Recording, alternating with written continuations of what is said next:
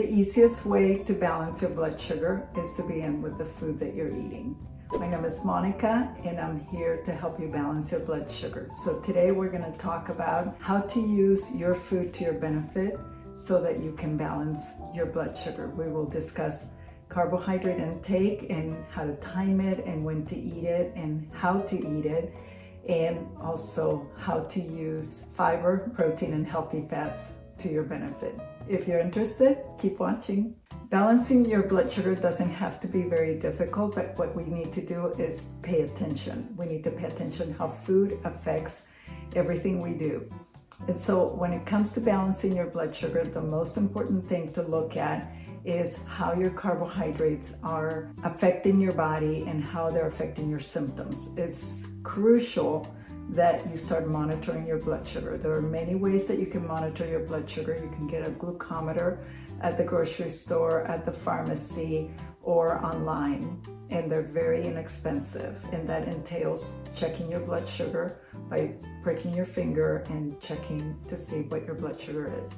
Ideally, you want to check your blood sugar before and after meals, and periodically, like perhaps 1 hour or 2 hours after meals, and that way you know how the food that you ate affected your blood sugar. Another way of doing that is by using a CGM. A CGM is a continuous glucose monitor. I will put a link in the description so that you can check it out. I have a discount code for you. And it's an amazing way of doing that because what it does is it sticks to your arm like this. It's just a sensor that goes in there and it stays there for 14 days.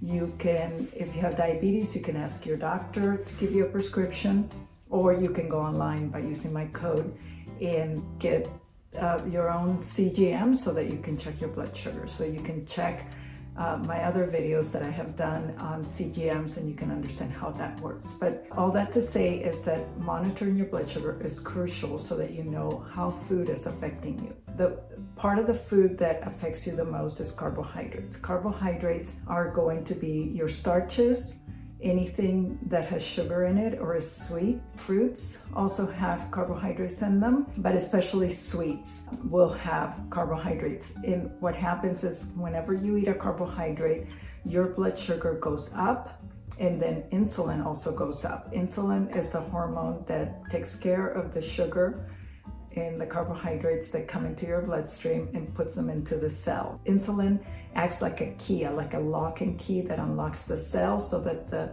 sugar goes in, because sugar is the basic form of energy that we use. However, if there's too much sugar, there will be too much insulin. Insulin is a hormone that creates growth. And what it does is it will take that excess sugar, turn it into fat, and that fat will accumulate around the middle. So what do? Whenever we have carbohydrates, and if we know we have insulin resistance, prediabetes, diabetes, metabolic syndrome, non-alcoholic fatty liver disease, any of these are going to make your blood sugar go up. It's going to make you secrete a lot of insulin, and that is the harmful part. And so what we do is we make sure that we minimize the carbohydrates that we eat at meal times. And rather than eating small meals all day long, we're going to eat 3 meals a day and try not to snack. Now, that may take you a while to do. It may take you, 3 weeks, 4 weeks, 3 months.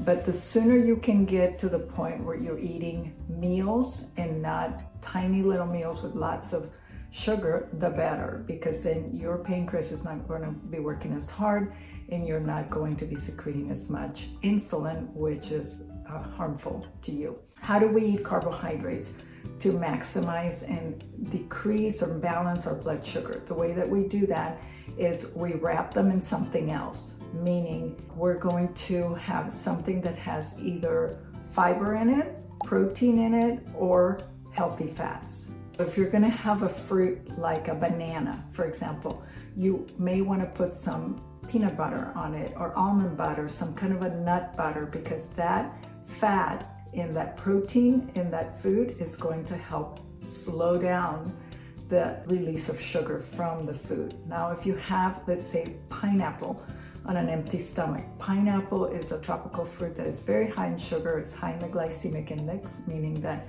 it will make your blood sugar go up really fast. You eat pineapple, blood sugar goes up, insulin goes up, and you start converting that to fat. And the bad part about it is that you're gonna feel very tired, because when your blood sugar rises so fast, it also drops very fast. And so ideally, we want to make sure that we wrap those carbohydrates in something that is going to slow down the release of sugar. How does that look?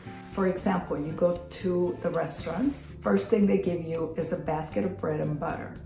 Yes, or chips and salsa. What you want to do is remove that, order a salad, order some raw vegetables with guacamole. These are things that are going to be high in fiber, protein, healthy fats. And when you do that, your blood sugar, rather than doing that, it does this, just a very small curve.